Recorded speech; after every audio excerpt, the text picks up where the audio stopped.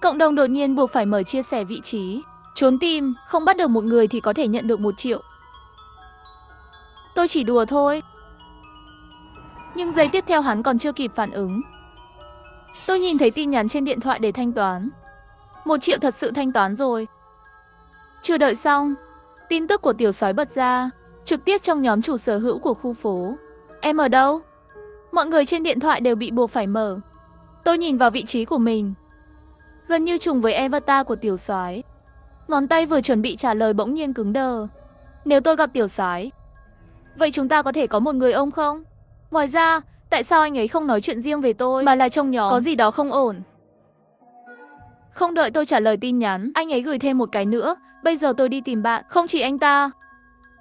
Tôi nhìn thấy mấy ảnh đại diện xung quanh, tất cả bắt đầu di chuyển về phía tôi. Tôi chạy ra khỏi thang máy. Tại thời điểm các vị trí phải trùng nhau, nhanh chóng trốn vào một bên phòng tiện ích. Giây tiếp theo, điện thoại rung mạnh. Mày đâu rồi? Cửa thang máy không có, anh đi đâu vậy? Tôi nhanh chóng chặn tin nhắn của anh ấy. Lúc lên thang máy, tôi không ấn sàn. Cho nên là thang máy ở tầng 3 mà nhân viên bảo vệ nhấn. Còn tiểu soái thì ở tầng 4, tự nhiên không nhìn thấy tôi. Nếu thấy tôi thì sao? Hắn sẽ đổi tôi 1 triệu sao? Nếu bị người ta bắt được thì sẽ nổ tung. Vậy ai biết tiểu soái có bắt tôi không? Tôi nhìn điện thoại. Vị trí của hầu hết mọi người đang di chuyển. Và cứ sau một thời gian, một vài hình đại diện biến mất. Gọi cảnh sát. Phải gọi cảnh sát. Nhưng bất kể tôi đặt hàng thế nào, điện thoại không thể thoát khỏi giao diện WeChat. Thậm chí không thể liên lạc với bất cứ ai ngoài chủ sở hữu. Đừng thử nữa. Phía sau đột nhiên một giọng nói vang lên. Khoảnh khắc tôi quay lại, một đôi tay đặt trước mặt tôi. Đừng cử động, tôi sẽ chụp ảnh. Cô biết luật chơi mà. Người nào chạm vào nhau trước sẽ chứng minh là đã bắt được cậu. Bình tĩnh. Tôi nói không nhanh. Chân vừa uốn cong trực tiếp tê liệt xuống. Người đàn ông đứng xa nhìn tôi. Một cô gái ở tầng 3, có vẻ khoảng 20 tuổi. Tay còn lại cầm một cái xẻng. Tôi không muốn đánh anh, cũng không muốn 1 triệu kia. Đừng di chuyển, chúng ta sống trong hòa bình. Nửa ngày mới tìm thấy giọng nói trong cổ họng. Hai chúng tôi đứng một góc, giới thiệu cho nhau. Hắn tháo một cây chổi ra, bị trói vào cổ tay của cả hai chúng tôi. Như vậy, anh cử động tôi cũng sẽ cử động, sẽ không đến được với nhau.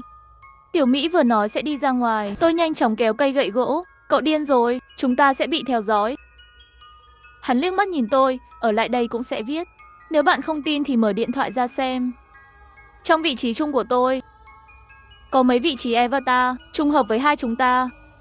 Lâu rồi không nhúc nhích, vị trí chỉ có thể nhìn thấy mặt phẳng. Không nhìn thấy khoảng cách lên xuống. Vị trí của họ vẫn không nhúc nhích, là bởi vì lên xuống hoạt động. Cậu không hiểu sao? Họ đang tìm chúng ta. Cách tốt nhất để xảy ra nguy hiểm là đoàn kết. Đây là một tòa nhà chung cư gần trường đại học. Có rất nhiều sinh viên hợp tác thi tuyển sinh sau đại học. Một số thậm chí 3 hoặc 4 người một phòng. Sự cám dỗ của 1 triệu là rất lớn. Bạn sợ người khác không nhất thiết phải sợ. Đối với nhiều người, đây thậm chí là một cơ hội. Họ sẽ chọn người tốt để bắt. Tương đối dễ dàng và khó bóp. Tôi nuốt nước bọt. Người nào dễ bắt? Hắn nhìn tôi từ trên xuống dưới. Đương nhiên là cô gái như anh và tôi không phải. Vậy làm sao họ biết chúng ta? Tôi biết rồi. Nhìn vào ảnh đại diện của em gái Mông Câu, hoàn toàn hối hận. Vô dụng khinh ảnh thiên hoa sen mà mẹ tôi đưa cho tôi. Chắc họ biết chúng ta đang trốn trong phòng tiện ích. Mỗi tòa nhà, từng tầng một tin Tiểu Mỹ nói anh ta sống ở 0301. Ngoại trừ phòng tiện ích là có thể xông ra ngoài về nhà. Ít nhất là tạm thời an toàn. Tôi không hiểu tại sao anh ấy lại đưa tôi đi cùng. Nhưng bây giờ không có cách nào khác. Không nghe thấy gì cả. Hắn nằm trên cửa một lúc, mở cây gậy trên tay. Lát nữa mở cửa thì chạy theo tôi. Tiểu Mỹ nói chậm rãi mở cửa ra. Nhưng khoảnh khắc tiếp theo, nửa khuôn mặt lộ ra trong khe cửa bật cười. Tìm thấy rồi. Một bàn tay thò vào khe cửa mở. Đóng cửa lại đi. Tôi mạnh mẽ xoay qua, nửa bên thân thể liều mạng đẩy về phía trước. Tiểu Mỹ cầm cây gậy đó, bị mắc kẹt trên khóa cửa và tủ bên cạnh. Không đẩy được nữa. Tiếng gầm bên ngoài, cánh tay của người đàn ông bị kẹt trong khe cửa. Bắt chúng tôi bừa bãi. Tiểu Mỹ cả người đều cầm gậy gỗ hét vào mặt tôi. Chụp ảnh đi. Tôi vừa đưa tay ra thì giật lùi lại. Không, nếu anh ấy chạm vào tôi trước thì sao? Người đàn ông dường như hiểu chúng ta đang làm gì. Tuyệt vọng lắc ngón tay. cố gắng kéo dài về phía tôi. Mày làm gì thế? Bắt hắn đi. Tiểu Mỹ cả khuôn mặt ngẩng lên, nhãn cầu đều đỏ lên vì tăng huyết áp. Tôi chóng mặt trước mắt, đột nhiên nhìn thấy một cái rìu trong góc, nắm chặt và vung lên. Tôi chỉ cảm thấy hơi nóng trên má. Tiếng gõ cửa. Tiểu Mỹ la mở cửa chạy ra ngoài. Không muốn thì nhanh lên, chỉ vài bước thôi. Tôi cảm thấy tim mình sắp vỡ ra. Tiểu Mỹ dùng gậy gạt tôi ra, khóa cửa lại. Tôi vẫn chưa kịp phản ứng, bên ngoài có tiếng bước chân. Tay anh đâu? Hình như là bạn của người đàn ông kia chạy tới. Nhưng không lâu sau, bên ngoài có tiếng nổ. Đừng trách anh trai, người cũng không sống được, tốt hơn là biến thành tiền. Tôi hoàn toàn không chịu nổi nữa. Làm sao mọi thứ có thể trở nên như thế này? Có tiếng nước trong nhà. Tiểu Mỹ ném cho tôi một sợi lông ướt. Lau mặt đi. Nhìn đủ đáng sợ. Cho đến lúc này thư giãn. Tất cả đều là người điên. Nhìn lại vẻ đẹp nhỏ bé trên ghế sofa, tôi lùi lại. Sao anh lại giúp tôi? Rõ ràng là tôi không có ích gì với anh ta, không giúp được gì nhiều. Hắn quá bình tĩnh. Tiểu Mỹ liếc mắt nhìn tôi. Cẩn thận với tôi, anh có thể ra ngoài bất cứ lúc nào, không ai ngăn cản anh. Hắn nói và chỉ vào cửa. Bên ngoài còn thỉnh thoảng đến kho bước chân và tiếng hét của hoàng đế. Tóc tôi dựng đứng. Vẫn là phạm tội. Tìm một góc cách xa anh ta và ngồi xuống. Nhìn hắn trong phòng khách, lật hộp lật tủ tìm vũ khí tiện tay. Cuối cùng không nhịn được mở miệng. Sao anh bình tĩnh thế? Người bình thường không phải đều nên sợ chết khiếp. Hắn nhìn tôi với đôi mắt phức tạp, bỗng nhiên cười. Tôi đã cảm thấy nó. Bạn dường như không biết trò chơi này. Bạn nói con mèo trốn tìm này. Bạn không sống một mình phải không? Với bạn trai. Tôi hơi bối rối. Điều này có liên quan gì đến những gì đang xảy ra bây giờ? Tiểu Mỹ bấm mấy cái trên điện thoại di động, ném trước mặt tôi. Một tin nhắn màu đỏ. Ngày là hôm qua. Lời nhắc bỏ phiếu. Khu vực này dự kiến vào ngày mai từ 6 đến 7 giờ chiều. Tổ chức trò chơi sinh tồn. Sống đến cuối cùng có thể nhận được hàng chục triệu phần thưởng. Hơn một nửa số người tham gia. Được coi là tất cả mọi người. Hãy bỏ phiếu quý giá của bạn đi. Trên nút bỏ phiếu bên dưới, hai chữ tham gia đã chuyển sang màu xám. Lúc đó tôi tưởng đó chỉ là một tin nhắn đùa thôi. Nhưng nói chuyện với người hàng xóm ở tầng dưới, mọi người đều nhận được rồi. Ai biết đó là sự thật. Sao tôi không biết? Tôi nhanh chóng mở tin nhắn khi nhìn thấy cùng một nút tham gia màu xám. Hoàn toàn ngu ngốc. Chuyện này xảy ra khi nào? Sao tôi chưa bao giờ biết? Đó là lý do tại sao tôi hỏi bạn có sống một mình không? Có thể là người khác bỏ phiếu cho bạn không? Ước tính hơn một nửa trong căn hộ, mọi người đều nghĩ đó là trò đùa. Cho nên rất nhiều người đều bỏ phiếu tham gia. Đầu tôi đang hù. Hiện tại chỉ có một khả năng. Tiểu Soái lén bỏ phiếu cho tôi. Hắn tưởng là tin nhắn quấy rối, vẫn cố tình không nói cho tôi biết. Tôi chợt nhớ ra sáng nay lúc đi làm, hắn gọi mở khóa, nói muốn đổi cho nhà một cái lõi khóa tốt hơn một chút. Vì cái này, nghĩ kỹ đi. Bố anh ấy nhập viện tháng trước vì làm việc ở độ cao. Bây giờ là lúc cần tiền. Hôm nay tôi tình cờ nhận được chuyển phát nhanh ở trạm Giao Điểu. Nếu không thì lúc đó chắc là tôi vừa về đến nhà. Tiểu Soái chỉ cần tiện tay chạm vào một chút, tôi có thể nhận được 1 triệu. Trốn ở nhà đến cuối cùng, tim tôi sắp nhảy đến cổ họng. Lắc đến cả nước bọt cũng không nuốt được. Tiểu Soái muốn đánh tôi sao? Cảm giác cô độc bất lực làm cho dạ dày cuộn tròn. Điện thoại đã tắt tiếng rồi. Tin tức của Tiểu Soái liên tục bật ra ngoài. Có vài cuộc điện thoại ở giữa. Bên ngoài quá nguy hiểm. Tôi sẽ đón cô. Có người báo trước mặt tôi. Tiểu Hoa, trả lời đi. Tôi thở gấp. Vừa mở hộp nhập, điện thoại của anh ta gọi đến. Giọng câm như tổ ong. Tiểu Hoa, em không sao chứ? Tôi chưa nói xong. Bên kia hắn bỗng nhiên khóc ra thanh âm. Thật tốt là anh vẫn còn sống. Tuyết, anh ở đâu? An toàn không? Tôi không còn âm thanh nào khác trong đầu nữa. Trực tiếp mở miệng Tiểu Soái. Bạn có biết trò chơi này không? Sáng nay anh có đổi khóa cửa không? Bên kia bỗng nhiên có sự im lặng. Tiểu Soái vội vàng thanh âm nửa ngày mới truyền ra. Tôi biết, nhưng tôi cứ tưởng đó chỉ là một trò đùa. Em đang nói gì vậy? Không phải âm thanh tối qua bạn nói khóa cửa bị reset. Khó nghe quá, để tôi đổi chưa? Cô nghĩ tôi sẽ hại cô. Tôi cúp máy. Bên kia anh ta vẫn không ngừng nhắn tin. Tiểu Hoa, ảnh đại diện của chúng tôi luôn trùng khớp. Cô có dưới lầu không? Tôi có cách nào về nhà không? Về nhà tôi hơi bối rối, nhưng trong đầu lại không thể cưỡng lại từ này. Giống như khi còn nhỏ nhìn thấy bên ngoài, điều đáng sợ là chỉ muốn chạy về nhà. Tiềm thức hiện tại của tôi cũng vẫn tin tưởng Tiểu Soái. Cho dù hắn thật sự cần tiền, vậy bây giờ cũng đủ rồi. Có lẽ về nhà có đồ ngủ và giường quen thuộc. Ngủ một giấc là được rồi. Tiểu Mỹ tự mình nhìn thời gian. Sau khi nghe kế hoạch tôi nói, chỉ là cười lạnh một tiếng. Đi tìm anh ta đi.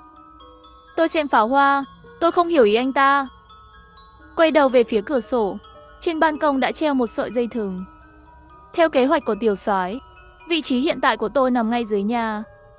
Bạn có thể dùng dây thừng leo lên ban công nhà mình, như vậy cũng sẽ không tiếp xúc với người khác.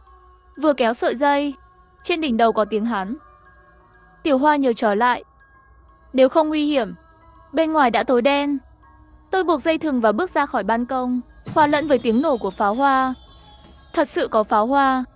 Tiểu Mỹ không nói dối tôi quay lại. Góc tầng chậm. Có thể nhìn thấy toàn bộ tầng 5. Có một người phụ nữ đang chạy trên hành lang. Khoảnh khắc ngã xuống bị người đàn ông phía sau bắt được. Sau đó bên tai vẫn có loại âm thanh này truyền đến. Ở mọi ngóc ngách xung quanh. Hóa ra đây là pháo hoa sao? Càng ngày càng gần ban công, Tiểu Soái bỗng nhiên thò đầu ra, ném ra một cái khăn tắm, nắm lấy tôi và kéo bạn vào. Tôi từ từ giơ tay lên, khoảnh khắc chạm vào hàng rào ban công, tay anh ấy đưa qua và tóm được bạn rồi. Trước khi tôi nhìn thấy khuôn mặt của anh ấy từ hung dữ đến sốc. Sao anh không báo phải không? Tôi vứt bàn tay nhựa trong tay áo đi, bởi vì tôi chưa hôn bạn. Trong khoảnh khắc anh ấy không phản ứng, tôi nắm chặt sợi dây thừng, bước lên bậc thang bên ngoài ban công. Đến lượt tôi. Về đến nhà trực tiếp tê liệt, trên giường. May là tôi đã để lại một tay. Mặc dù Tiểu Mỹ đã giúp tôi một lần, có thể biết người biết mặt không biết lòng. Ngay cả Tiểu Soái cũng hại tôi, hắn cũng không chắc sẽ không. Cách duy nhất là đi trước một bước, sau đó tự cô lập mình một mình. Ngu quá lâu. Bây giờ nếu cứ tiếp tục ngu ngốc như vậy thì sẽ không còn sống nữa. Tôi xác nhận cửa ra vào và cửa sổ để rửa mặt. Khi kiểm tra phòng của Nhiên tìm thấy rất nhiều công cụ. Điện thoại di động rung, là thông báo nhóm mới, khu vực tầng 1 đã được dọn sạch. Tầng trên cùng mở cửa 1/7. Nghĩa là sao? Không đợi tôi nhìn xuống, trên ban công đột nhiên có tiếng động. Một cậu bé đang đi theo sợi dây thừng tôi đang đi lên. Đến ban công, tôi nắm lấy một công cụ và đi qua. Đừng cử động, nữ hiệp, đừng đánh tôi sẽ cho anh tiền. Đánh tôi, bạn chỉ có thể lấy 100W, tôi và bạn 200W. Ngươi thả ta ra, cậu thật hài hước. Sau khi bạn cho tôi tiền, tôi sẽ cho bạn thêm, có thể kiếm được 300W. Hắn nhìn Tiểu Soái trên mặt đất, lắc như bị điện giật. Mở miệng dữ dội, tôi biết cách thoát khỏi trò chơi này. Nghĩa là sao? Tôi biết cách kết thúc trò chơi này. Tôi đã nghĩ một lúc, cầm xẻng sắt đưa điện thoại qua. Chuyển cho tôi 200W trước. Nhân tiện hỏi tình hình của anh ta. Tên tôi là Tề Thiên, Bộ Quốc tế, làm ăn ở nhà. Tôi đã trốn trong máy điều hòa. Nhìn thấy sợi dây thừng bạn không lấy đi mới theo lên. Bạn sống ở nhà nào? 302 là bên cạnh Tiểu Mỹ. Nhìn anh ta kìa. Tôi thư giãn một chút. Để anh ta vào nhà và ngồi ở cuối bàn. Cậu nói để trò chơi này kết thúc thì sao? Bạn có thấy tin nhắn không? Tầng 1 đã trống. Thấy chưa? Điều này có liên quan gì đến việc kết thúc trò chơi? Thiên mở điện thoại, chỉ vào 2 con số phía sau. Tiến độ mở cửa tầng trên cùng này đã hoàn thành 1/7. Chúng tôi có tổng cộng 7 tầng, nghĩa là mỗi tầng trống. Thanh tiến trình sẽ tiến lên tầng trên cùng. Mở tầng trên cùng. Đó là nơi duy nhất có thể tiếp cận với bên ngoài. Chắc là lối thoát thông quan trò chơi. Cánh cổng. Nếu theo cách nói của bạn, đi thẳng ra khỏi cổng là được rồi. Đã thử rồi, tất cả lối ra đều bị khóa, sao cũng không mở được. Tôi thường thua một hơi thở, ngay bây giờ không dễ để dọn sạch một tầng. Cách đơn giản nhất, nói với mọi người về điều này trong nhóm chủ sở hữu, sau đó tổ chức mọi người cùng nhau đi lên tầng 7. Nhưng rất nhiều người tụ tập lại với nhau, bất kỳ sự đụng chạm nào cũng có thể gây ra kết quả xấu. Quan trọng nhất là không thể tin tưởng người khác. Tôi đã lên kế hoạch rồi, miễn là chúng ta hợp tác, cùng nhau dọn sạch những người khác trên sàn nhà, đi thẳng đến tầng 7 là được rồi. Làm sao anh muốn tôi tin anh? Tình huống này bây giờ, một người rõ ràng là an toàn hơn nhiều so với đội hình. Đội hình là không thể. Bạn có biết tầng 1 được dọn sạch như thế nào không? Có một nhóm người lập đội, chúng biến màu khắp mọi ngóc ngách của tầng 1, mở nhà người khác, đập hết mọi người rồi. Anh ta giật mạnh túi xách xuống, tìm thấy một cái gì đó giống như một máy ảnh. Đây là những gì tôi chụp được bằng máy bay không người lái. Bạn có thể xem. Tôi thận trọng nhìn khoảng cách của chúng ta. Cầm máy bay không người lái đi vào trong nhà. Một số người trong video liên tục theo dõi những người khác bị bỏ lại một mình. Tiếp theo là một loạt pháo hoa. Nếu xem video, tổng cộng có 6 người. Đánh giá kích thước cơ thể, hẳn là 4 nam và 2 nữ thành lập đội. Thêm một người nữa. Tôi cần một cái ngắn, người mà trong thời gian hầu như không thể tin cậy được. Đặt dây xuống. Để Tiểu Mỹ cũng lên đây. Hắn nhìn thấy một vũng nước trên mặt đất hơi bất ngờ, nhưng nhanh chóng đi đến cuối bàn. Kế hoạch là gì? Bên kia đường có 6 người. Theo tình hình hiện tại, Tề Thiên dùng máy bay không người lái quan sát. Họ vẫn còn ở tầng 2. Trong tình hình hiện tại của chúng ta, gặp họ chỉ có một con đường chết. Vì vậy, chúng tôi đang tìm kiếm một ổ khóa mới. Chắc là họ đã lên tầng 3 rồi. Tề Thiên lắc điện thoại. Là một tin nhắn đã được dọn sạch trên tầng 2. Ngoài ra, Tề Thiên sẽ dùng máy bay không người lái để nhắc nhở những người hàng xóm khác. Phòng thủ. Cố gắng hết sức để người khác tiêu thụ chúng trong cuộc rượt đuổi. Vậy chúng ta làm gì? Đi lên tầng trên và tìm một nơi để trốn. Hãy ổn định trước khi họ đến. Sau đó dùng dây thừng kéo Tề Thiên lên. Chúng ta đã thành lập đội rồi. 2 người không thể để tôi ở đây. Tiểu Mỹ không nói gì. Tôi chỉ vào điều khiển từ xa trong tay anh ta. Yên tâm đi, thứ này chúng tôi cũng không biết dùng. Chắc chắn vẫn cần bạn. Chúng tôi đã chọn một vài công cụ thuận tiện. Mang theo tai nghe Bluetooth và mở cửa. Cầu thang bên trái không có ai. Không ai có thể đi qua hành lang của tôi. Tiểu Mỹ bước đi phía trước. Theo tin tức, Tề Thiên đã kiểm tra trước bên ngoài cửa sổ. 501, 503 và 506 không tìm thấy bóng người trong phòng. 501 thuận tiện hơn một chút. Lát nữa chúng ta còn phải liên kết với bầu trời. Bạn nhìn qua cửa sổ xem có ai trong nhà không. Bên kia có tiếng ồn. Thanh âm chắc chắn của Tề Thiên thở hổn hển. Không ai. Tiểu Mỹ bắt đầu đập cửa. Khi cánh cửa đột nhiên mở ra, một cái bóng bò ra từ dưới bàn ăn. Chị Tiểu Hoa. Sao lại là anh? Tôi sửng sốt là cô bé trên lầu.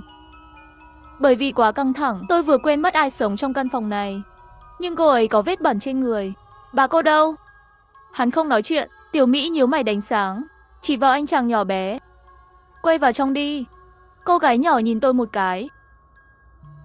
Bắt chúng đi. Tiểu Mỹ, lùi lại. Tiểu Mỹ hoàn toàn không ngờ tới. Công cụ trong tay còn không kịp vung lên. Giây tiếp theo, giọng nói quen thuộc vang lên. Tiểu Hoa, cô không cố ý. Ông đã cứu tôi. Tiểu Mỹ cầm lấy công cụ trên mặt đất. Một cước đá mở cửa nhà bà ngoại cô gái. Ra khỏi nhà tôi đi. Tôi đánh vần với bạn rồi. Sau đó là một loạt pháo hoa. Trong nhà còn có một vũng nước thải. Chắc là bà già này trước đây. Hãy để cháu gái của mình qua đời. Thật vô nhân đạo. Tôi nhìn thời gian, quay người ra ban công chuẩn bị buộc dây thừng, nhưng bị Tiểu Mỹ gọi lại. Chờ đã, còn phải mang theo cậu bé đó nữa. Thông tin anh ấy đưa cho chúng tôi đều sai. Nếu không có anh thì tôi đã chết rồi. Sau chuyện vừa rồi, ông ấy có vẻ tin tưởng tôi rất nhiều, ném xẻng sang một bên. Có lẽ chỉ là không nhìn thấy thôi. Anh ấy thông minh, và chúng ta cần hắn. Tôi đặt dây xuống. Sự im lặng bất đắc dĩ của Tiểu Mỹ. Bạn yên tâm đi, tôi chỉ không thích anh ta. Ông đã cứu tôi sẽ không hại cô. Khoảnh khắc bước lên ban công, ta đối mặt với ánh mắt sợ hãi của Tề Thiên. Có những người khác ở đây. Đó là nhóm người lập đội. Cách khóa cửa chống trộm trong nhà, mấy người như bóng ma đứng ở cửa. Tề Thiên thu mình trong góc. Làm sao đây? Chúng đang vào. Người phụ nữ ở cửa kéo dây xích lưới chống trộm. Dùng thân thể thử xem có thể ép qua được không. Sau khi nhìn thấy tôi đã cười phấn khích, lại đưa đến cửa một con chuột. Có vẻ như tôi đã tiết kiệm được 20 triệu đô la trước. Sau đó lại bị mắc kẹt trên xích. Sao lại đây? Tề Thiên lúc này mới phản ứng lại, chạy nhanh lên đây, nắm lấy sợi dây và leo lên. Người phụ nữ kia rõ ràng không ngờ tới cảnh này, vẫy mạnh hơn. Tim tôi muốn nhảy xuống cổ họng. Cuối cùng khi người phụ nữ đó bước vào một khoảnh khắc, nắm lấy sợi dây và nhảy ra khỏi ban công. Hắn chạy mất rồi. Đột nhiên sợi dây trong tay rất chặt. Tôi nhìn xuống và suýt mất mạng. Người phụ nữ đó như bị điên, nắm lấy sợi dây và đi theo. Cô bị theo dõi. Mày điên rồi, đồ chuột thối. Chờ tôi đốt pháo hoa cho các bạn. Ai mới là chuột? Tôi lấy con dao ra khỏi túi, cho tàn trong cái nhìn sợ hãi của anh ấy. Giây tiếp theo dây thừng đứt. Sau đó tôi bị người ta kéo lên từng chút một. Tề Thiên nắm tóc không ngừng thì thầm làm sao bây giờ? Họ đã biết vị trí của chúng ta rồi, chắc chắn sẽ đuổi theo. Tiểu Mỹ sốt ruột nhìn một cái, vốn muốn nói cái gì vẫn là nhịn lại. Tôi vừa nhìn lại, hóa ra bây giờ chỉ còn lại 5 người. Thêm cái vừa rơi xuống, chắc chỉ còn 4 người thôi. Tiểu Mỹ ngạc nhiên, vậy thì sao? Cậu sẽ không đụng chạm với họ đâu. Không còn nghi ngờ gì nữa, nhưng hiện tại, rõ ràng họ đã coi chúng ta là kẻ thù. Cứ tiếp tục như vậy chỉ có phần chạy trốn. Tôi nhìn vào vị trí chia sẻ, một số gần như trùng khớp với chúng tôi. Đang nhanh chóng di chuyển sang trái. Họ sẽ dọn dẹp xong tầng 3. Đến lúc đó không còn kịp nữa. Vậy anh nói sao? Tôi nhìn ra ngoài ban công, chỉ xuống dưới. Khi họ lên đến tầng 4, chúng ta sẽ đi từ đây xuống tầng 3. Bằng cách này, sàn không thể được dọn sạch. Họ nhất định sẽ chọn một người quay lại kiểm tra. Đến lúc đó, Tề Thiên lại dùng máy bay không người lái quan sát chuyển động của 301. Sau khi xác nhận không có ai, lại lẻn xuống lầu.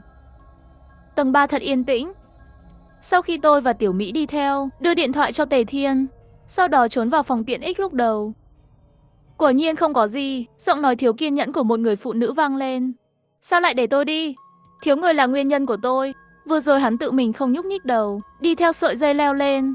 Không có anh ta, chúng ta vẫn kiếm được ít hơn 1 triệu đô la. Hành động, tôi nhấn thiết bị ghi âm mà Tề Thiên đưa cho.